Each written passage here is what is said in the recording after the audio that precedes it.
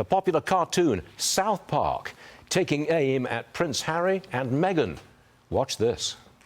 We just want to be normal people. All this attention is so hard.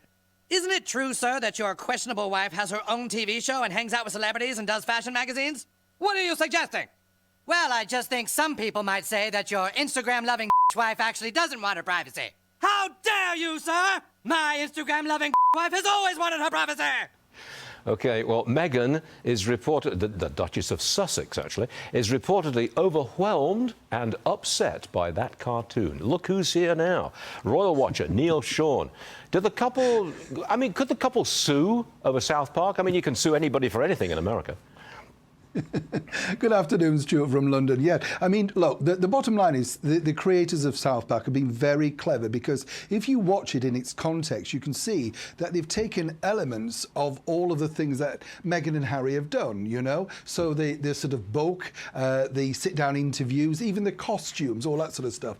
It's satirical and it's very humorous. Some might say a little bit too cruel at times, but I would basically argue the fact, Stuart, that, you know, reality is there. If you're offended, then perhaps you're seeing something in a self-mirror, because they go on this worldwide privacy tour.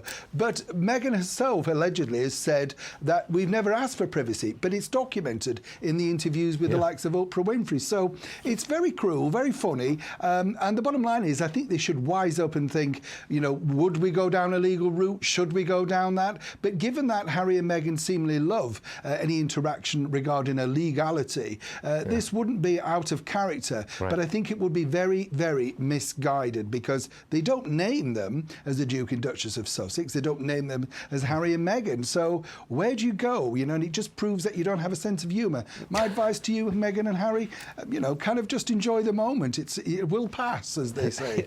Enjoy your privacy. All right.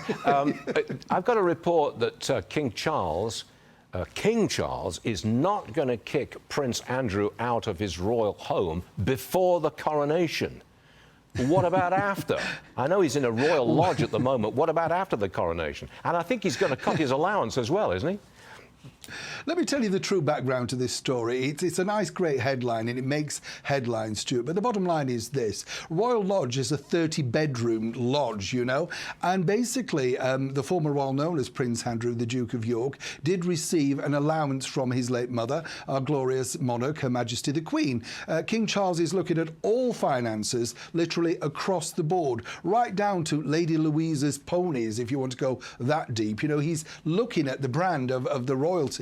And obviously he's thinking to himself, well, if his younger brother is not partaking in royal duties, what does he need to do? But he's certainly not kicking him off the Windsor Lodge. He won't become homeless. But I think they're going to be definitely redefining the role of Prince Andrew. And I might just debunk this story also. Apparently, according to the media, Prince Andrew is eyeing up America to see how well it's gone for Harry and Meghan. He might want to re-eye up America, you know, it's not gone well. No. But the bottom line is he's not. You know, that he's just they're trying to work out exactly where to position it. In this cost of living crisis, makes sense. And obviously, King Charles is now at the helm of that big corporation, whichever way you want to look at it. And he's a popular king, isn't he? So far.